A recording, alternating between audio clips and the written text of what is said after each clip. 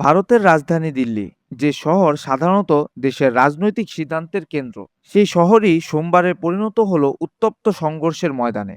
সংসদে বর্ষাকালীন অধিবেশনের প্রথম দিনই সংসদ ভবনের বাইরে হাজারো বিক্ষোভকারীর অবস্থান, পুলিশের সাথে সংঘর্ষ আর চারদিকে ছড়িয়ে পড়া চরম উত্তেজনা, সব মিলিয়ে নজিরবিহীন পরিস্থিতির সৃষ্টি হয়। এমন সময় পরিস্থিতিতে নিরাপত্তার কারণে প্রধানমন্ত্রী নরেন্দ্র মোদীকে দ্রুত সংসদ ভবন ত্যাগ করতে হয় বলে বিভিন্ন গণমাধ্যমে জানানো হয়েছে। কিন্তু প্রশ্ন হলো, হঠাৎ কেন উত্তাল হলো দিল্লি? কে এই রহস্যময় ককরোচ জনতা পার্টি? আর কি কারণে তাদের আন্দোলন দেশ জুড়ে আলোচনার কেন্দ্রবিন্দু? আজকের ভিডিওতে আমরা জানব এই বিক্ষোভের পেছনের পুরো ঘটনা, আন্দোলনের প্রকৃত কারণ, সরকারের প্রতিক্রিয়া এবং রাজনৈতিক প্রভাব, সবকিছুর বিস্তারিত।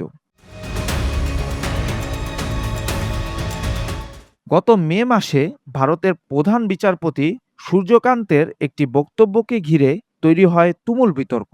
তরুণদের উদ্দেশ্য করা এই বক্তব্যকে কেন্দ্র করে ক্ষুব্ধ হয়ে ওঠে একটি অংশ। আর সেই ক্ষোভ থেকেই জন্ম নেয় ব্যঙ্গাত্মক এক রাজনৈতিক প্ল্যাটফর্ম, ককরোচ জনতা পার্টি, সংক্ষেপে সিজেপি।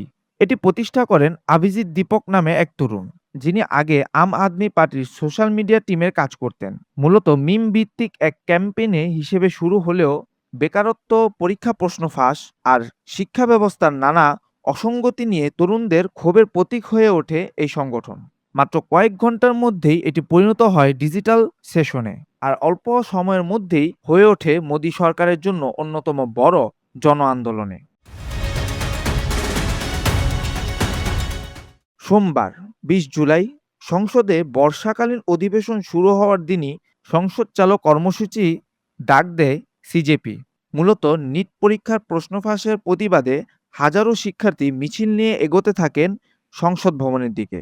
সকাল থেকেই দিল্লির পুলিশ সংসদ ভবন ঘিরে কড়া নিরাপত্তার ব্যবস্থা নেয়। গুরুত্বপূর্ণ প্রবেশপথে বসানো হয় লোহার ব্যারিকেড।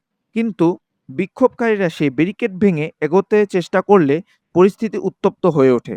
সংসদ স্ট্রিট, কনট প্লেস আর প্যাটেল চৌক ও মেট্রো স্টেশন এলাকায় সবচেয়ে বেশি তীব্র সংঘর্ষ হয়। নিরাপত্তা বাহিনী টিয়ার শেল ছোড়ে আর লাঠিচার্জ চালায়। পাল্টা কিছু বিক্ষোভকারী কাঁচ ও প্লাস্টিকের বোতল ছুঁড়ে মারেন। এই ধস্তাধস্তিতে আহত হন বেশ কয়েকজন আন্দোলনকারী ও পুলিশ সদস্য। পরিস্থিতি দ্রুত অবনতির দিকে গেলে নিরাপত্তার কারণে নরেন্দ্র মোদীকে তড়িঘড়ি করে সংসদ ভবন ছাড়তে হয় বলে জানিয়েছেন ভারতীয় গণমাধ্যম। বর্ষাকালীন অধিবেশনের একদম প্রথম দিনই এমন নাটকীয় ঘটনা রাজনৈতিক মহলে বাড়তি চাঞ্চল্য তৈরি করেছে।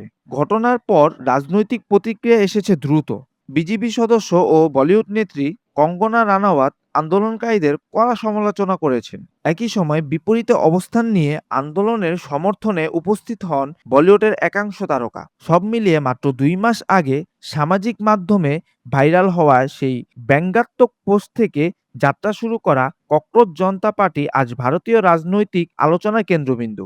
সোমবারের সংঘর্ষই দেখিয়ে দিয়েছে এই আন্দোলন আর সহজভাবে দেখার সুযোগ নেই। আগামী দিনে এই আন্দোলন কোন দিকে মোড় নেয়, সরকার কিভাবে এর জবাব দেয় এবং ভারতীয় রাজনীতিতে এর প্রভাব কতটা গভীর হয়, সেটা এখন দেখার বিষয়। এমন গুরুত্বপূর্ণ প্রতিবেদন পেতে আমাদের চ্যানেলটি সাবস্ক্রাইব করে রাখুন। দেখা হচ্ছে পরের কোনো ভিডিওতে।